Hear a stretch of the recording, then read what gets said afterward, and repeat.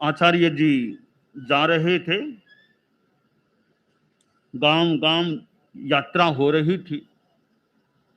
तो एक कोई आचार्य जी का परिचित आदमी था, प्रेमी भी था। वो यदा कदा अनुरागी होने के कारण आ जाता।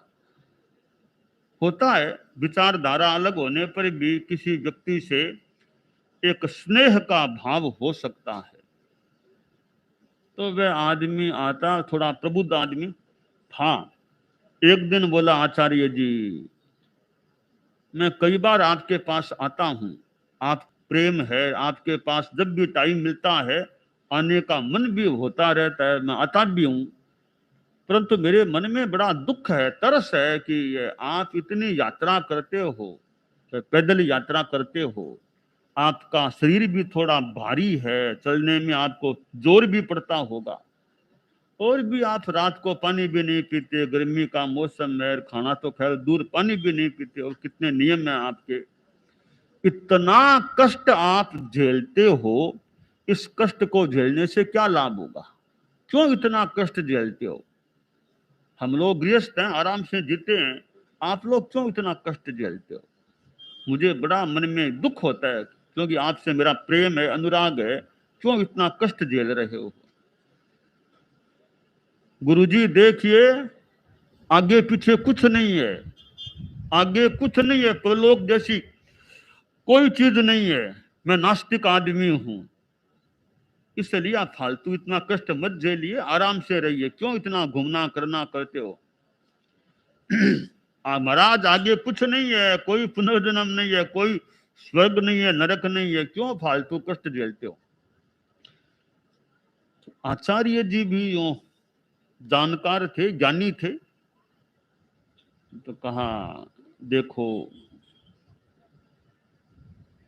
1 मिनट के लिए मान लो कोई तुम्हारी बात को स्वीकार कर ले, हम भी मान लो काल्पनिक रूप में तुम्हारी बात को स्वीकार कर लें, वस्तुतः नहीं काल्पनिक रूप में, कि आगे पीछे कुछ नहीं है, तो भी हमारा क्या नुकसान हुआ? शांति का जीवन जी रहे हैं, नो टेंशन, कोई दिमाग में विशेष तनाव भी नहीं है, आराम से चल रहे हैं, होता है उतना काम कर रहे हैं, उपदेश देते हैं लोगों को। शांति का जीवन, न लड़ाई, न झगड़ा, न झूठ बोलना, न चोरी करना, न रात को खाना न पीना, भजन करो, रात को अपना आराम करो, नींद लो, उपदेश दो, बखान दो, बातें करो। हम तो आराम का, आनंद का जीवन जी रहे हैं। आगे कुछ नहीं भी है तो मुझे कोई पश्चाताप नहीं होगा संभवतः, क्यों मैंने साधुपना लिया और क्यों इतना कष्ट झेला। अगर आपकी बात को भी मान ले, हमारा जीवन बड़ा आराम का है, आनंद का है। अगर भैया देखो, हमारा सिद्धांत है आस्तिकवाद का, अगर वो सही है, पुनर्जन्म है, पुण्य पाप का फल है, तो तुम्हारा क्या होगा? बोला, गुरुजी आपका सिद्धांत अगर सही है तो हम तो गृहस्थ हैं, पापी लोग हैं, इतने जरबे जूते पड़ेंगे बाद में, धरती भी नहीं झेल पाई। तो खैर साधु तो अब पुनर्जन्म का सिद्धांत आस्था में न हो, बिल्कुल भी आस्था में न हो, तो साधु तो कोई न भी बने। पर मेरा तो यह चिंतन है कि पुनर्जन्म है ही नहीं, इस बात का आधार भी क्या है?